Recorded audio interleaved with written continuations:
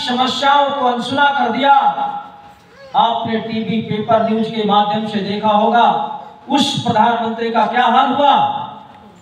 उस देश से अपनी जान बचा करके, अपना देश छोड़ करके इस भारतवर्ष में आ गई है और यहाँ के प्रधानमंत्री ने उनको सुरक्षित रख लिया है। ऐसा लगता है कि हमारे भी प्रधानमंत्री उसी कैटेगरी के हैं। जैसे एक देसी कहावत है कि चोर चोर मौसेरे भाई, और मुझे लगता है वो भाई बहन है मौसेरे, इसलिए उनको एक्सेप्ट करके यहाँ छुपा लिया है। जबकि ऐसा नहीं होना चाहिए। जुर्मी व्यक्ति को कहीं जगह नहीं मिलनी चाहिए, उसको केवल सजा मिलनी चाहिए। लेकिन इन नेताओं में नियत का कोई ठिकाना नहीं होता। इनकी नियत साफ करने के लिए हमको आपको सजग होना पड़ेगा, एकजुट होना पड़ेगा, जनमत के साथ इनसे मुकाबला करना पड़ेगा। जिस तरह कल हमने कहा था कि हम 2 दिन का समय देते हैं।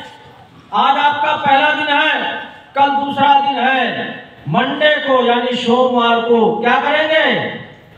पटेल नगर चौराहा पूरी तरह से लॉक कर देंगे, जाम कर देंगे। इसके लिए आप सबको तैयार रहना है, प्रचार प्रसार भी करना है, लोगों को बताना भी है कि आज कोई ना कोई रिजल्ट आएगा। और उसको जाम करने के बाद क्या स्थिति बनेगी? तब सभी अधिकारी, सभी कर्मचारी, सभी पुलिस प्रशासन को तुरंत समय मिल जाएगा कि ये तो आफत आ गई। लेकिन ये 7 दिन का हिसाब किताब, 8 दिन का हिसाब किताब उनसे पूछा जाएगा कि क्या आज ही आपको पता चला है कि आंदोलन हो रहा है? इसके पहले कहां थे? ये सारी बातें उनसे की जाएगी, सारा कुछ हिसाब किताब दिया जाएगा। ठीक रहेगा जी। इसके बाद भी अगर आंदोलन के माध्यम से हमारे भुगतान की व्यवस्था नहीं की गई तो हमने अगला प्लान बना रखा है।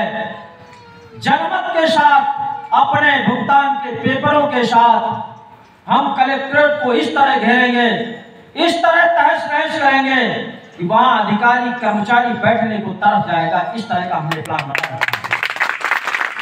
इस जिले में लगभग 10 लाख लोग पीड़ित हैं। 10 लाख। अभी तमाम साथियों को पता नहीं है कि हमारे भुगतान की लड़ाई लड़ी जा रही है। जिस समय प्रचार प्रसार हो जाएगा आप सबके माध्यम से, वहां जगह नहीं रह जाएगी और इस आंदोलन को परिवर्तित कर देंगे। कलेक्ट्रेट में ही परमानेंट रख देंगे। चाहे पुलिस गोली चला दे, चाहे लठ चला दे, कुछ भी करे, हम वहां से तभी उठेंगे जब हमारा सरकार भुगतान करेगी। इसके पहले उठने वाले नहीं है। क्या इस बात से सभी लोग सहमत हैं? आएंगे, लड़ते पड़ेंगे पुट्ठा में। क्या करेंगे?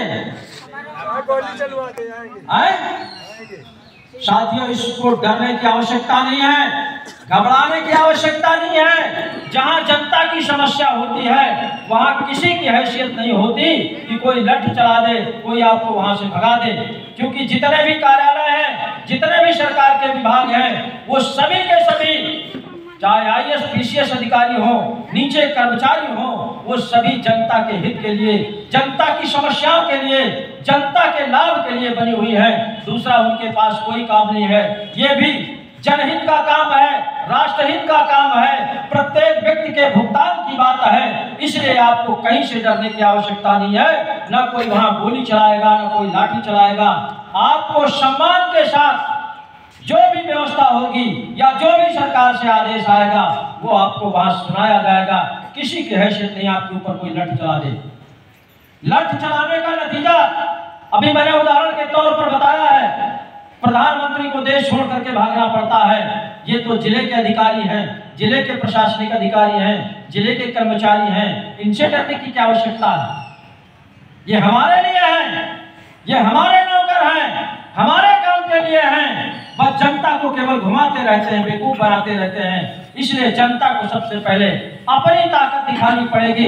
जिस दिन आप अपनी ताकत दिखा दोगे, ये सारे के सारे अधिकारी, सारे के सारे सरकार के लोग आपके सामने नतमस्तक हो जाएंगे। साथियों, हमने कल कहा था प्रत्येक व्यक्ति का जितना भी भुगतान है यहाँ रजिस्टर में दर्ज करा दीजिए, क्योंकि किसी भी दिन सरकार के लोग या अधिकारी कोई न कोई हमारे बीच में आएगा, चाहे यहाँ आ जाए या हम वहां धरना धरेंगे, वो सारा ब्यौरा मांग सकता है, सारे रिकॉर्ड पूछ सकता है, वो हमारे पास पहले से पहले उपलब्ध होना चाहिए। इसलिए आप सभी लोग एक दूसरे से बता दीजिए, महिला हो चाहे पुरुष हो, सबसे बता दीजिए कि अगर अपना भुगतान लेना है तो वहां रजिस्टर में एंट्री करा दीजिए। देश में यही एकलौता संगठन है जो प्रत्येक कंपनी के प्रत्येक निवेशक के भुगतान की लड़ाई लड़ रहा है। बाकी कोई ऐसा देश में संगठन नहीं है जो आपके भुगतान की लड़ाई लड़ता हो। अगर है भी दो चार तो राजनीति करते हैं, दलाली करते हैं, तमाम चंदे का धंधा करते हैं। यहाँ तमाम लोग बैठे हुए हैं, आते हैं बराबर, किसी से चंदे के रूप में नहीं लिया जाता है। अगर लिया जाता है तो यहाँ की व्यवस्था के लिए सहयोग लिया जाता है, न कि चंदा लिया जाता है। किसी से लिया गया चंदा? बोलो, नहीं लिया गया। चंदा तो नहीं लिया गया, कोई मांगता तो नहीं है। और सहयोग में भी ये भावना रखी गई है, जो जिस हैसियत का है उसी हैसियत से सहयोग करे। अगर उस बंदे के पास 5 पैसे भी देने की हैसियत नहीं है तो कोई जरूरत नहीं है उसको 5 पैसे देने की, वो बराबर आवे, संगठन में बराबर का हिस्सेदार है, उसका भी भुगतान होगा और जो देगा उसका भी भुगतान होगा।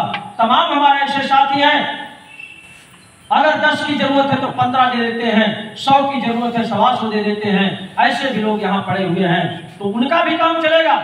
सब तरह के लोग होते हैं समाज में, सबका काम चलेगा। यह संगठन चंदा का धंधा करने नहीं आया, केवल आप सबका भुगतान कराने आया है। मैं आपको बता दूं, तमाम ऐसे एजेंट साथी हैं जिनको अभी भारत सरकार के बनाए हुए कानून पर भरोसा नहीं है, जिस कानून के तहत आपका भुगतान होना है।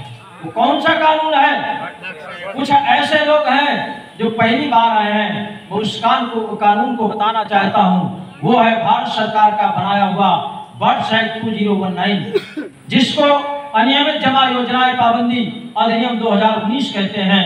वो सरकार का बनाया हुआ कानून है, भारत सरकार के संविधान में समाहित है, उसको कोई हटा नहीं सकता, उसको कोई काट नहीं सकता।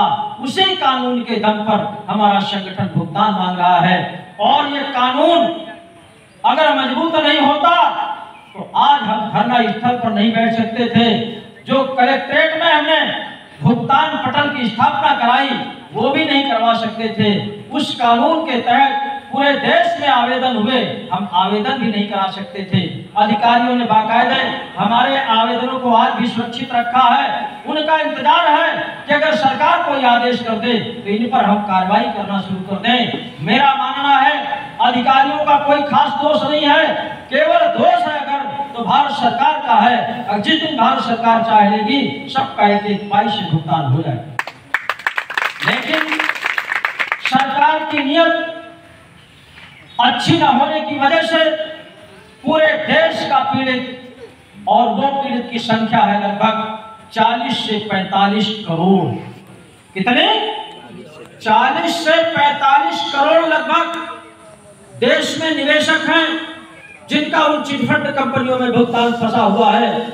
और उनका भुगतान अगर सरकार चाहे ले तो सरकार एक दिन में कर सकती है। सरकार का कोई नुकसान नहीं है। भुगतान करने के लिए जितनी भी देश की लगभग 3 लाख कंपनियां थी, वो सारी की सारी कंपनियां प्रधानमंत्री महोदय के पास है। उनका जो भी कैश काउंटर है सब सरकार के पास है। सरकार को अपने पास से कुछ भी नहीं देना है। जो भी कंपनियों की प्रॉपर्टी है उसी से पूरा भुगतान हो जाएगा। लेकिन नियत साफ न होने की वजह से वो ठगों का सहयोग कर रहे हैं। ठग लोग उनको मोटी मोटी रकम देते हैं, चंदा देते हैं, चुनाव लड़ने के लिए चंदा देते हैं। इसलिए उस कानून को अभी तक अपने अधिकारियों को फॉलो करने के लिए कोई आदेश नहीं किया है। इसीलिए इस संगठन को आना पड़ा आगे। ये संगठन पहले मिशन भुगतान भारत यात्रा का कार्यक्रम करके पूरे देश को जगाने का काम किया है, पूरे देश को एक कानून बताने का काम किया है। इस कानून के तहत आप सबका भुगतान होगा। इसके पहले कोई भी नहीं जानता था कि हमारे भुगतान के लिए कानून बना है। वो भी सरकार को पश्चाताप हो रहा है, क्योंकि वो ऐसा कानून है उसमें फांसी तक की सजा है और आपके जमाधन से 2 से 3 गुना भुगतान की व्यवस्था है। वो भी टाइम बाउंड है। आपके आवेदन से 180 दिन में भुगतान की व्यवस्था है। ये सरकार ने ही बनाया है, हमने नहीं बनाया है।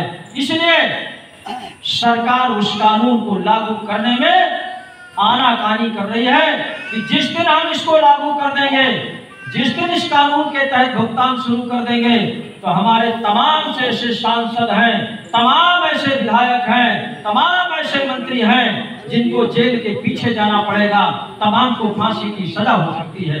इसलिए सरकार आनाकानी कर रही है।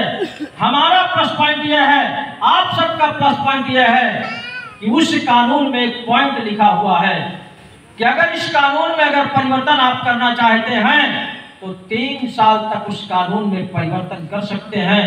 इसके बाद फिर इसमें कोई परिवर्तन नहीं कर सकते। अब वो 3 साल नहीं, 5